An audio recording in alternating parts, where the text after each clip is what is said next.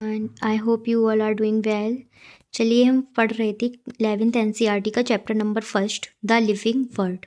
Okay, तो the living world में हमने सबसे पहले देखा था व्हाट इज़ लिविंग, लिविंग क्या है, लिविंग के कैरेक्टरिस्टिक्स, लिविंग के फीचर्स। हमने एक छोटी सी सिंपल सी ट्रिक्स ग्राम्स के थ्रू सारे उसके हमने फीचर्स देख लिए थे, ग्रोथ, रिप्रोडक्शन एंड ऑल। ठीक है, तो हमारा पहला जो इसका करेक्टरिस्टिक था लिविंग का, ग्रोथ, वो भी हमने नेक्स्ट लेक्चर में देख लिया था।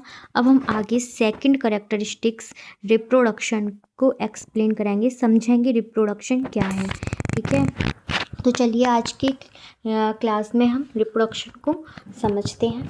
व्हाट इज़ रिप्रोडक्शन, रिप्रोडक्शन क्या है। तो reproduction is the biological process by which any organism या individual produce progeny of similar kind. Reproduction एक बायोलॉजिकल प्रोसेस है जिसके द्वारा कोई भी ऑर्गेनिज्म या इंडिविजुअल अपने ही जैसी प्रोजेनी प्रोड्यूस करता है, अपने ही जैसी। जैसे कि कैमल है तो उसका बच्चा कैमल होगा, ना कि डंकी। डंकी है तो उसका बेबी डंकी होगा। एलिफेंट है तो एलिफेंट का बेबी एलिफेंट होगा। डॉग है तो डॉग का बेबी डॉग होगा। ऐसा नहीं है डॉग के यहाँ बिल्ली पैदा हो, बिल्ली के यहाँ कुत्ता पैदा हो, ऐसा नहीं है।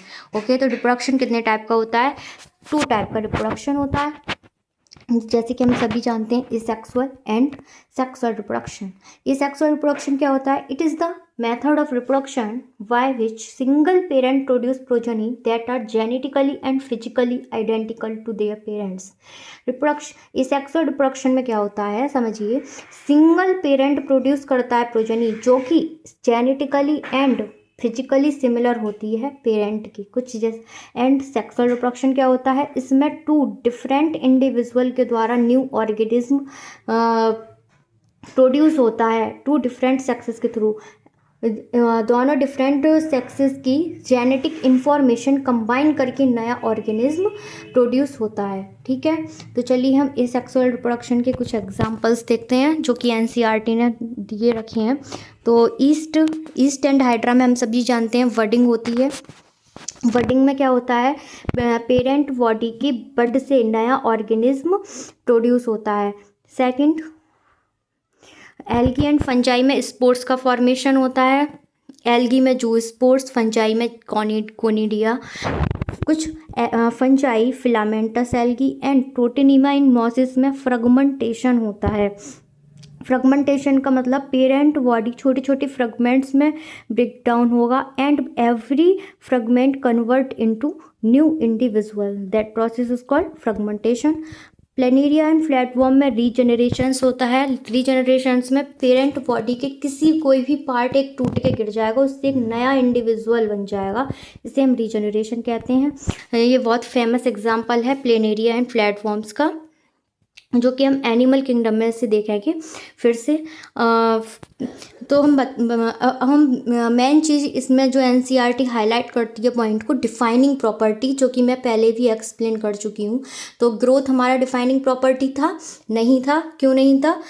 नॉन लिविंग आल्सो ग्रो, जैसे माउंटेन्स, वुडर्स, सैंड ड्यून्स। ओके, तो क्या रिप्रोडक्शन हो सकता है डिफाइनिंग प्रॉपर्टी? यस और नो? सबसे पहले आप खुद सोचिए, फिर उसके बाद आंसर दीजिए। Reproduction is not defining property because reproduction is the property of living organism, but it is the not the defining property of living organism, because all living does not reproduce. Example, सारे non living तो reproduce नहीं करेंगे, लेकिन सारे living भी reproduce नहीं करते हैं, जैसे कि infertile human couple, mules, worker honeybees. Mules किससे बनता है? म्यूल का बाप गधा होता है। म्यूल का बाप क्या होता है? गधा होता है। तो mule male donkey and female horse का बेबी होता है म्यूल, जो कि इनफर्टाइल होता है। ठीक है, तो reproduction is not the defining property.